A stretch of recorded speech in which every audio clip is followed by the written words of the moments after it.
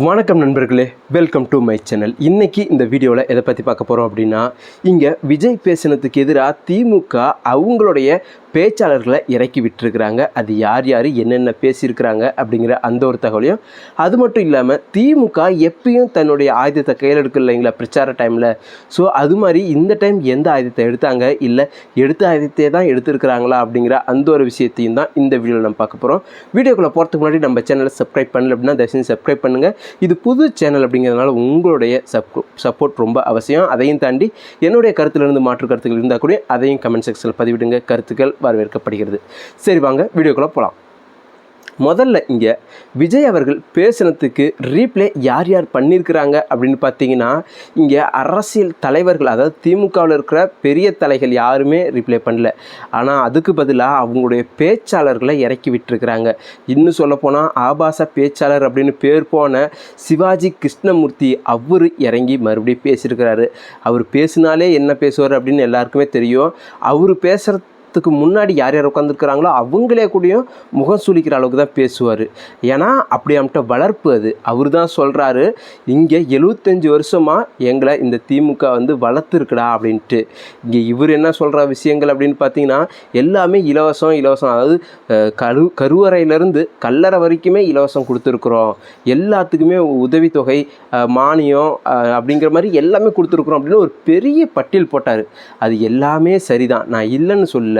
அதாவது என்னென்ன சொன்னார்னு ஒரு ஷார்ட்டாக சொல்லிடுறேன் பார்த்துங்களேன். அதாவது மாசமாக இருக்கிறாங்க அப்படின்னா அவங்களுக்கு உதவித்தொகை வருது இல்லைங்களா, அதுவும் சரி. அது மட்டும் இல்லாமல் குழந்தை பிறந்த பிறகு அந்த குழந்தை ஸ்கூல் போகிறதுக்கு உணவு திட்டங்கள் அப்படிங்கிறதுல தொடங்கி அவங்களுக்கு மாதம் போகிற காசு, காலேஜ் படிக்கிறதுக்கு ஃபீஸு, அதெல்லாம் தாண்டி திருமணத்துக்கு உண்டான அமௌண்ட்டு தராங்க இல்லையா, ஸோ அது சைக்கிள் தரது, அதெல்லாம் சொல்லிகிட்டே போகிறாங்க. இது மாதிரி அப்போ கல்யாணம் ஆயிடுச்சா வீட்டில் டிவி, கேஸு, இலவச அரிசி, கேஸ் அடுப்பு, வண்ண தொலைக்காட்சி, இது எல்லாமே நாங்கள் கொடுத்துருக்குறோம் அப்படிங்கிற மாதிரி ரொட்டேஷனாக சொல்லிகிட்ருக்கிறாரு. ஸோ இது எல்லாமே நான் ஒரே ஒரு விஷயம் தான் கேட்குறேன், இதில் எத்தனை விஷயங்கள் நீங்கள் உங்கள் வீட்டில் பயன்படுத்துகிறீங்க அப்படிங்கிறது தான். ஏன்னா ஸ்கூல் நீங்கள் உங்களுடைய பிள்ளைகளை கவர்மெண்ட் ஸ்கூலில் தான் சேர்த்துருக்குறீங்களா அப்படிங்கிற ஒரு கேள்வி. ரெண்டாவது, நீங்கள் ரேஷன் கடை அரிசி தான் வாங்கி சாப்பிட்றீங்களா அப்படிங்கிறது. மூணாவது, நீங்கள் கலைஞர் டிவியில் தான் பார்க்குறீங்களா அப்படிங்கிறது. நாலாவது, அதாவது இங்கே வர உரிமை தொகையை நீங்கள் அவங்கக்கிட்டே கொடுத்துட்றீங்களா, இல்லை நீங்கள் வாங்கி செலவு பண்ணுறீங்களா, டாஸ்மாக் கடையில் கொண்டுட்டு போய் கொடுக்குறதா முதல் கொண்டு எல்லாத்தையுமே கம்ப்ளீட்டாக சொல்கிறேன். ஸோ எதுக்காக ஒருத்தங்களை கையேந்த வச்சுருக்கிறீங்க? 75 வருடமாக நாங்கள் இவ்வளோ பெரிய சேவையை செஞ்சிகிட்ருக்குறோம், எந்த மாநிலமும் செய்யாதது அப்படின்னு சொல்கிற நீங்கள் ஏன் ஒரு தொழில் வளர்ச்சிக்கு ஒரு விஷயம் பண்ணணும் அப்படின்னு ஏன் உங்கள் வாயிலிருந்து வரல? ஏன்னா பண்ணியிருந்தால் தானே வந்திருக்க முடியும். நான் கேட்குறது உங்கள்கிட்ட இலவசம் இல்லை உரிமைத்தொகை அதெல்லாம் எனக்கு தேவையே இல்லை. எனக்கு தேவையானது வேலை வாய்ப்பு தான். அதை நீ உருவாக்கி கொடுத்தினாலே போதும், நான் என்னுடைய வாழ்க்கை தரத்தை மேன்மேலே கொண்டுட்டு போயிடுவேன் அப்படிங்கிறது தான் என்னுடைய கருத்துங்க. இது என்னுடைய கருத்து மட்டும் இல்லை, இங்கே இருக்கிற பல பேரோட கருத்தும் இது தான். ஒட்டுமொத்த கிராம இளைஞர்களும் சென்னையை நோக்கியோ இல்லை பெங்களூர் நோக்கியோ இல்லை வெளிநாட்டு நோக்கியோ தான் பயணம் பண்ணிகிட்ருக்குறாங்க. ஏன் அந்தந்த கிராமங்களில் அதுக்கேற்றாப்புல ஒரு கம்பெனிகளை, ஒரு தொழிற்சாலைகளை ஏன் உருவாக்க தயங்குறீங்க? இங்கே மாடுகள் முதல் கொண்டு விவசாய நிலங்கள் முதல் கொண்டு நிறையா இருக்குது. அதுக்குண்டான ஒரு விஷயத்தை ஏன் பண்ண மறுக்கிறீங்க அப்படிங்கிறது தான் என்னுடைய கேள்வி. ஸோ இப்படி தாங்க அவர் ஒரு ஆபாசமாக பேசுவார். இந்த மைக்கு ஆஃப் ஆனதுக்கு, உயிர் கட்டானத்துக்கு, இதெல்லாம் எந்த அளவுக்கு அருவருக்கத்தரமோ அவர் சொன்னதை நம்ம சொல்லவே கூடாது அப்படிங்கிறதுக்காக தான் நம்ம மேலோட்டமாக சொல்கிறோம். ஸோ அவரை மாதிரி நம்மளும் ஆயிடக்கூடாது இல்லையா. ஸோ அதனால தான் அந்தளவுக்கு ரொம்ப மோசமாக அருவருக்கத்தரமாக தான் பேசியிருந்தார். ஸோ இதெல்லாம் ஒரு பக்கம் இருக்கிறப்ப திமுக எந்த ஆயுதத்தை கையில் எடுத்தாங்க அப்படிங்கிற ஒரு நியூஸ் இருக்குது. ஏன்னா எப்பயும் போல் ஒரு ஆயுதத்தை எடுப்பாங்க இல்லையா, பாஜக உள்ளார வந்துடும், ஆர்எஸ்எஸ் உங்களை ஆண்டுருவாங்க, ஸோ எங்களுக்கே வாக்கு போடுங்க, எங்களுக்கே ஓட்டை போடுங்க அப்படின்னு சொல்லுவாங்க இல்லையா. ஸோ அதே வித்தையை தான் மறுபடியும் கையில் எடுத்துருக்குறாங்க. இது காலங்காலமாக இதே விஷயத்தை தான் சொல்லிகிட்டு இருக்கிறாங்க. அவங்க என்ன பண்ணுவாங்களோ அதை தானே இப்போ நீ பண்ணிகிட்ருக்கிற அப்படிங்கிற ஒரு கேள்வியை எழும்ப செய்யுது. ஆர்எஸ்எஸ் வந்துச்சு அப்படின்னா என்ன பண்ணுவாங்க? ஊழல் பண்ணுவாங்களா, கொள்ளை அடிப்பாங்களா, இல்லை இந்துத்துவத்தை பரப்புவாங்களா, அதையும் தாண்டி அடிமைத்தனமே வச்சுருப்பாங்களா? நீங்களும் அதை தானே பண்ணுறீங்க. நீங்கள் என்ன சரியாக பண்ணிட்டீங்க? இங்கே பாதிக்கப்பட்ட சமூக நீதினு சொல்கிறீங்க, பாதிக்கப்பட்ட மக்கள் பக்கம் என்றைக்கு நீங்கள் நின்று இருக்கிறீங்க? இன்னும் சொல்லப்போனால் ஒரு வழக்கை தடுத்து நிறுத்திருக்கிறீங்க அப்படிங்கிற அந்த ஒரு நியூஸ்லாம் வந்திருக்கு. எந்த அரசாங்கம் வச்சு தானாக தொடுத்திருக்கிற உயர்நீதிமன்றத்தோடைய வழக்கை அரசாங்கம் அதை தலையிட்டு தடை பண்ணுமா? ஆனால் நம்ம அரசாங்கம் பண்ணியிருக்கு. அது என்ன வழக்கு அப்படிங்கிறத நான் அடுத்த வீடியோவில் சொல்கிறேன், மறந்துட்டேன் சரிங்களா? ஸோ கண்டிப்பாக அதை சொல்கிறேன். அது மட்டும் இல்லாமல் இன்னொரு முக்கியமான விஷயம் இருக்குது.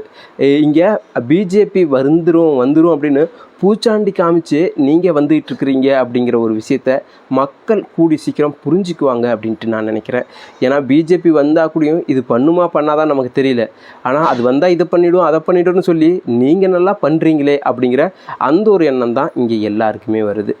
ஸோ இது மட்டும்தானா அப்படின்னு கேட்டிங்கன்னா இல்லைங்க, இன்னும் ஒரு சில விஷயங்கள் நடந்துக்கிட்டே இருக்குது இந்த அரசியல் வட்டாரத்தில்.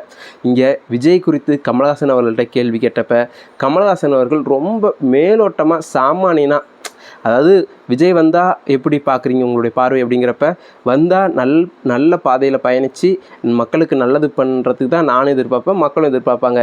இது மாதிரி தான். ஏன்னா அவர் வேறு எதுவும் சொல்ல முடியாது, சொன்னால் அது மிகப்பெரிய ட்ரோல் பண்ண முடியும், பண்ணிடுவாங்க. அப்படிங்கிறதுனாலேயே அவர் ரொம்ப சைலண்டாக அடக்கி வாசிக்கிறாரு ஆண்டவர் அப்படின்ட்டு தான் நான் நினைக்கிறேன். ஏன்னா இவர் வந்த புதுசில் டிவியை போட்டு உடச்சது, டார்ச் லைட்டை தூக்கி டிவியை போட்டு உடச்சதுலேருந்து என்னென்ன விஷயங்கள் பேசியிருக்கிறாரு அப்படிங்கிறது இன்னும் சோசியல் மீடியாவில் இருக்குது. அப்படி இருக்கிறப்ப இன்றைக்கி அவர் கூட சேர்ந்துருக்கிறாரு அப்படிங்கிறப்பயே ஸோ எல்லாத்துக்குமே தெரிஞ்சிருக்கும் இவருடைய பலம் என்ன, பலவீனம் என்ன, இவர் எதுக்காக வந்தார். ஒருவேளை எல்லோரும் சொல்கிற மாதிரி ஒவ்வொரு எலெக்ஷன்லேயும் ஒவ்வொரு ஆளை இறக்கி விட்டு அந்த திமுகவுக்கு சார்ந்தாப்பில் ஓட்டு போகணும், பாதி ஓட்டை இவர் பிரிச்சுட்டு போயிடணும் அப்படிங்கிற மாதிரியான ஒரு விஷயத்தை கையில் எடுத்துருக்குறாங்களா அப்படிங்கிற மாதிரிலாம் நமக்கு நினைக்க தோணுது. ஸோ அதெல்லாம் பார்க்குறப்ப ஒருவேளை உண்மையாகவே இருக்குமோ அப்படிங்கிற மாதிரிலாம் ஃபீல் ஆகுது இல்லையா? ஸோ அந்த அளவுக்கு தான் போயிட்டுருக்கு. இன்னொரு பக்கம் நீங்கள் எந்த எண்ணிக்கையில் சீட்டு கேட்பீங்க, 2 இலக்க எண்ணிக்கையில் சீட்டு கேட்பீங்களா அப்படின்னு கேட்குறப்ப அதுக்கு வேறு மாதிரியான ஒரு பதில் சொல்கிறாரு. ஏன்னா எங்களுடைய தகுதி என்ன அப்படிங்கிறது எங்களுக்கு தெரியும், அதனால அதுக்கேற்றாப்புல தான் நாங்கள் சீட்டு கேட்போம் அப்படிங்கிறதையும் அவர் சொல்லியிருக்கிறாரு. ஸோ அவங்க கொடுக்குறது தான் இவங்க வாங்கிக்குவாங்க அப்படிங்கிறது தான் இதிலேருந்து ஒரு பொருளாக நம்ம எடுத்துக்க வேண்டியதாக இருக்குது. அதையும் தாண்டி நம்ம போன வீடியோவில் அதுக்கு முந்தின வீடியோவில் சொல்லியிருந்தோம், ஒரு சில கட்சிகள் தன்னுடைய அங்கீகாரத்தை இழந்துட்டாங்க அப்படின்ட்டு. ஸோ இதுலேருந்து உங்களுக்கு ஒரு விஷயம் நல்லா புரிஞ்சுக்கணும், நம்மளுடைய சுயமரியாதையை நம்ம ஏன் இழக்கணும் அப்படிங்கிறது தான். ஓட்டு போடுறதுக்கு காசு வாங்காதீங்க, அது உங்களுடைய சுயத்தை, உங்களுடைய மரியாதையை இழக்குது. உங்கள் சுயமரியாதையை ஒட்டு மொத்தமாக இழந்துருது. நீங்கள் நாளைக்கு அவங்கள எதிர்த்து கேள்வி கேட்கவோ இல்லை தலை நிமிர்ந்து பார்க்கக்கூடிய முடியாது அப்படிங்கிற ஒரு அவல நிலைக்கு தள்ளப்படுவீங்க அப்படிங்கிறது தான். இங்கே சுயமாக நீங்கள் இருக்கணும் அப்படின்னா உங்களுடைய பவர் எது அப்படிங்கிறத தெரிஞ்சுக்கிட்டு அதை தேர்தல் நேரத்தில் காமிங்க. உங்கள்கிட்ட மிகப்பெரிய ஒரு ஆயுதம் இருக்கிறப்ப அதையெல்லாம் தவிடுபடியாக விட்டுட்டு நீங்கள் மறுபடியும் ஒரு 100, 200, 500க்கு போயிட்டு நம்ம நின்றுட்டு நம்மளுடைய மிகப்பெரிய ஆயுதத்தை அவங்கள்ட்ட கொடுத்துட்டு நம்ம அவங்கள்ட்ட சரண்டர் அடைஞ்சிடுறோம். அப்படி அவங்கள்ட்ட சூழ்நிலை இனிமேல் நடக்க வேணாம் அப்படின்னு நான் நினைக்கிறேன். ஸோ மறுபடியும் உங்கள்கிட்ட சொல்கிற ஒரே ஒரு விஷயம் தான், ஓட்டு போடுறது இன்னும் நாட்கள் நிறைய இருக்குது, இல்லை அப்படின்லாம் இல்லை. ஆனால் அதுக்கு முன்னாடி நம்ம ஓட்டு போட்ட கட்சிகள் நமக்கு என்ன பண்ணியிருக்கிறாங்க அப்படிங்கிறத ஒரு நிமிஷம் வச்சு பாருங்கள். திமுக இருந்தாலும் சரி, அதிமுக இருந்தாலும் சரி, இல்லை வரப்போகிற கட்சிகள், புது கட்சிகள் எல்லாமே சரி, இவங்க பேசுகிறது எந்த அளவுக்கு ப்ராக்டிக்கலாக இருக்குது அப்படிங்கிறத முதல்ல யோசிங்க. ஏன்னா ப்ராக்டிக்கலாக இருக்கிற விஷயந்தான் செய்ய முடியும்.